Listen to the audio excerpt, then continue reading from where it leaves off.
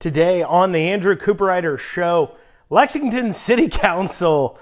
Well, there's a hilariously sad, I guess. It's hilarious but sad story emerging at Lexington City Council involving sex, alcohol, politics, all great things that mix together. That means the will of the people's really getting done. We'll talk about this is what happens when you have people with mental illness as a part of our government. We'll talk about that.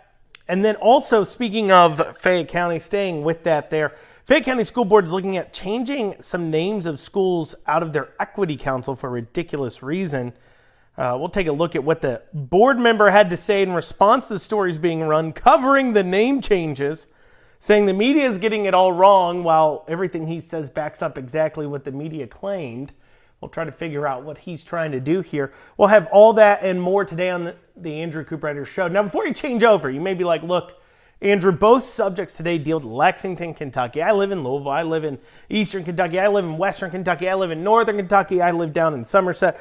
Maybe you're like, look, what's that got to do with me? And let me tell you a few things. First, anything going on within your state has the potential to bleed over into other areas. Also, remember that these Lexington and Louisville areas and Northern Kentucky areas, especially Bowling Green as well, are growing a lot, and they're growing in more liberal people. And if we want to make sure that our state stays conservative, we have to fight whatever kind of influence they may have by pointing out just how ridiculously, horribly ran these cities are. Also, quite honestly, the stories are both interesting and funny, and the fact that's happening anywhere near you in your own backyard is worth listening to. And also, it's my birthday. That's right. Today, August 13th, it is my birthday, and I'm here doing a show for you all regarding some pretty funny stories. So, least you could do is tune in. And if you want to give me something for my birthday, I do appreciate it. What you could do is you could leave a review. It is my birthday once again. You could leave a review for me on the podcasting platform that you're listening to if they allow it. You can share this with others. You can actively tell 5 other people to tune into the Andrew Cooperrider Show. That'd be a wonderful, wonderful birthday gift, and I would appreciate it a lot. But without further ado, let's dig down into it. So Lexington City Council has an interesting story emerging involving 2 city council members, a Denise Gray and City Councilwoman Brenda Monreza.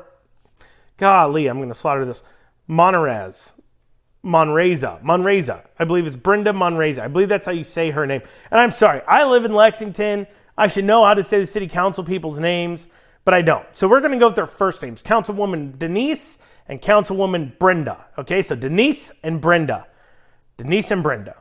Now, Denise files a restraining order against Brenda, alleging some pretty interesting things. We'll take a look at that. But if granted, Brenda will no longer be able to take part in city council activities. That's got a pretty big impact because Councilwoman Brenda does have a opponent come November. So we'll talk about that as well. So here's the backstory here, okay? So Denise Gray is a 45-year-old woman, and Brenda Moranez is a 52-year-old woman, and they're both single. They're both council people. Remember what J.D. Vance about single childless cat ladies running the world? Well, anyways, I'm just bringing that up. This has nothing to do with the story, of course. I just want that sitting in the back of your mind. I just mention it for absolutely no reason, actually. It has nothing to do with the story. So the fact that J.D. Vance perhaps rightfully pointed out that we're a country that are being run by single childless cat ladies, I just wanted to say that. I don't know.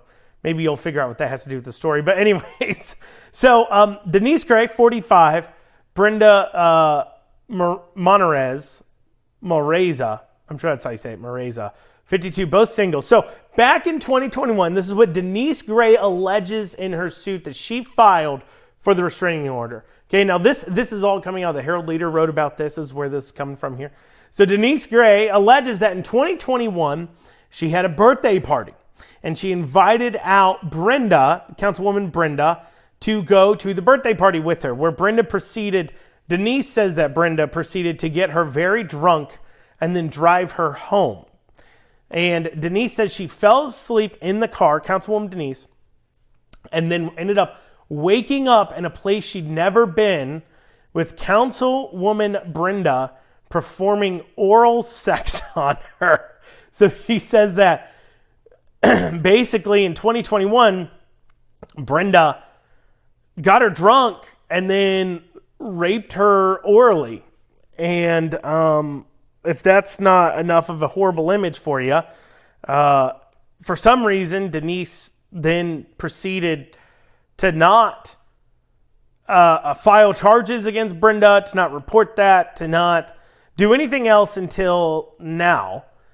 She decides to go ahead and file now. And why? Well, she says that on August 1st, Gray went out to dinner with Montereza. So Brenda and Denise go out to dinner again together alone, which makes you wonder, like, if you didn't like, and Denise said she didn't like the oral sex that Brenda was giving her back in 2021. She wasn't into it, didn't like it, was not gay. She says she's heterosexual. And so she doesn't like it, and she didn't like that she was allegedly doing that to her. And despite the fact that she didn't like it, for some reason, Denise then proceeded to go out to dinner alone with Brenda. So the two councilwomen, who the one says orally raped her, then went out to dinner after that together alone. And Brenda apparently tried to booze cruise. Gray again tried to get her drunk again. But Gray reportedly didn't get drunk. And then Denise Gray, Councilwoman Gray, then drove Councilwoman Brenda home. And when she dropped her off, Councilwoman Brenda, proceeded to try to kiss Denise, and grab her crotch. And so, so she goes out with her alone again, and she tried to get a little spiffy there with her. So Brenda Monterez, Councilwoman, tried to get spiffy again, tried to reportedly with Denise Gray. And so I'm not trying to laugh at what could be very serious allegations of sexual assault. And I apologize if it's coming off as cold or callous, but I don't understand the decision-making here. You're alone with a woman who's done this to you before. Why would you do that? And the other thing is, like, of course, like, this is Lexington City Council. I mean, it's literally run by mentally ill, crazy people. That, I mean, remember, so far, City Council, let's look over what we have here. We have an entire session where an argument broke out that went on for like an hour over a seating chart where they would sit, because numbering 1 through 15 just wasn't good enough for them. We had Tanya Fogel, councilwoman out of Lexington. She got arrested for getting snippy at an AT&T store, and then proceeded to blame the police for it and saying the police altered footage and released it about her. So you have that. You have Councilmember Wu, who is just like an outright communist. I mean, you've got decisions being made like spending $11 million a mile for a walking trail. And then on top of that, you now have one councilwoman saying the other councilwoman orally raped her and tried to get a little grabby with her again. And you just have to wonder, like, these are the people that are being trusted to run a city that has literally hundreds of millions of dollars flowing through it, like these gigantic budgets.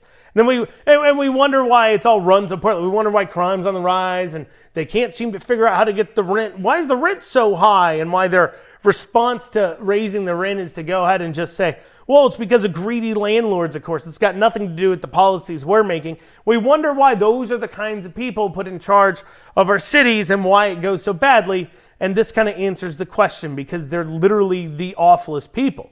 Now, you may think, well, at least Brenda Monterez has a opponent. So with Denise Gray filing this restraining order against Monterez, if it's granted, Montereza can no longer take part in the city council meetings. And so the entire district now doesn't have a voice, which now gives opportunity to Emma Curtis, which is a dude. So you may think, well, we can get rid of the reported lesbian raper, accused lesbian raper. We don't know for a fact that she's a lesbian raper. Of course, it's just been what's filed in the courts. But maybe we can get rid of the lesbian raper and put in a good representative. But you'd be wrong because, of course, if Monoreza loses, which if this is granted and she can't even take part in the city council hearings, that means you're going to have a dude who thinks he's a woman named Emma Curtis as a city council member. You literally have a transgender person as a city council, a person who thinks that has a male parts that thinks they're a woman now. So that's what the people of the district have to choose between: an accused lesbian raper or a mentally ill person that's a guy that thinks he's a woman. Those are the two choices. And this isn't in Canada. This isn't in California. This is the stuff happening right here in Kentucky. Absolutely ridiculous. Speaking of ridiculous things, Fayette County Public Schools was looking at changing a few school names. So there's a few schools that they are in the process of changing now. Dixie Elementary, and they say they're changing that because Dixie is racist. So who decided that it was racist? Well, Fayette County Public Schools has an equity council. Something you may wonder why it exists in the first place. And let's not forget, it does a lot of great work, like that time that a school board member had to resign because in a budget meeting they used the phrase monkeying around, and then the equity council basically forced the whole rest of the school board to go through a racial sensitivity training in order to appease them because one council member said monkeying around that ended up quitting. And then also too, we got an equity council calling out another board member over some social media comment that they accidentally made, that they deleted it. That's a thing. And of course, just in general, this DEI craziness all coming from this equity council. So it's already a waste of tax dollars. So you may wonder, what else do they do? What's their important work? Well, apparently their important work involves changing the names of schools, deciding that these schools have super racist names or just names that need to be changed. And so they already, the Equity Council has put forward 2 school names for the board to look at. Dixie Elementary, because apparently it's racist. And then another school called Lexington Traditional Magnet School. Now they say they want to change Lexington Traditional Magnet School because the word magnet is no longer, they say, in context of the various programs and offerings that is going on at the Lexington Traditional Magnet School. So they're changing that. But the Dixie Magnet Elementary School also has been put up. Now, they say that they're changing, that the Equity Council put it up because magnet no longer makes sense for there either, supposedly. But, we all know that it's got to do with Dixie, obviously. That's to do with it because, and that's the case because there's other names that they are considering changing as well. And so reportedly, the Herald-Leader says that the Equity Council is looking at changing schools like Stonewall Elementary. For those of you unaware of why that one might be considered, no explanations were given from the school board on why these changes were being done per se. I'll go into what the board chair had to say. But for those of you unaware, stone walls that you see that are kind of built around Kentucky are sometimes referred to as slave walls because reportedly slaves had built these stone walls. And is that the reason why they're changing the name of, looking at changing the name of Stonewall Elementary? I don't know, possibly. Here's another one that they're looking at changing is the Martin Luther King Jr. Academy. Apparently, MLK Junior Academy needs to be considered for a name change. Doesn't say why. Are they saying what the word academy somehow doesn't work anymore with what the school does? Academy? How does the word academy not work? I mean, we all know that the left is always, not always, but is now starting to hate Martin Luther King. A lot of the things that Martin Luther King pushed for, such as equal treatment, that everybody be treated equally, these government actors and leftists are looking at having to remove. I mean, take a look out in California. They They are looking at changing their state constitution to remove the equal treatment clause in the Constitution so they can treat people differently based upon their skin color and it be allowed. So it's not super shocking. And so the Herald-Leader publishes an article talking about the other schools that they're looking at changing with and has no explanation. And so Tyler Murphy, the chair, made a post on Facebook saying that the Herald-Leader got everything wrong. This is what he says. He says, over the weekend, the Lexington Herald-Leader ran an inaccurate, misleading article about school naming in Fayette County. I think, when they say that's a misleading article, I think what they really mean is that you wrote an article that may be factually true, but we don't like the direction you're taking those facts in. We don't like how you're phrasing those facts. We're not going to argue the actual facts, but we just don't like the direction it's going. And so to claim it's somehow false because it's misleaded in such a way, I think is wrong. But anyways, we'll continue with what he says. Inaccurate, misleading article about the school naming in Fayette County. Today they published a column accusing the district of focusing on trivial matters, relying on their own inaccurate reporting. Here are the facts. During the August 8th board planning work session, the only topic discussed, he says, at which there were no reporters from the Herald-Leader present, the only topic discussed regarding school names was a report from the Equity Council Committee to consider name changes for Dixie Magnet Elementary and Lexington Traditional Magnet School. These have been discussed before, in part because the name Magnet is no longer relevant in the context of the various programs and offerings at Fayette County Public Schools. The other schools mentioned in the Herald-Leader article are simply names that the Equity Council informed the board they're currently reviewing. No recommendations were made to the board regarding these campuses, and it's entirely possible they may never come to the board's attention. These school names were brought up by the ECC merely as an update on what they're currently studying as a committee of the board. So far, I haven't seen anything that was inaccurate in the Herald-Leader's reporting.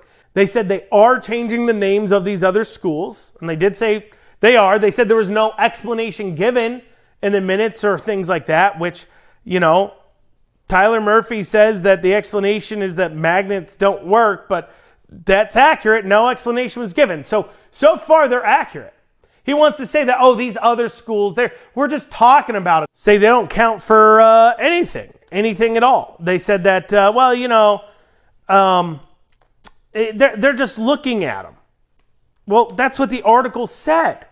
The article said that they're just looking at changing them. They're considering them for a name change, which is true. He's agreeing with their statement, but saying that they're somehow wrong. It's also true that they're wasting time and money looking at changing the names of these schools for no good reason. That is trivial. It is trivial. Let's see what Tyler Murphy here continues to say.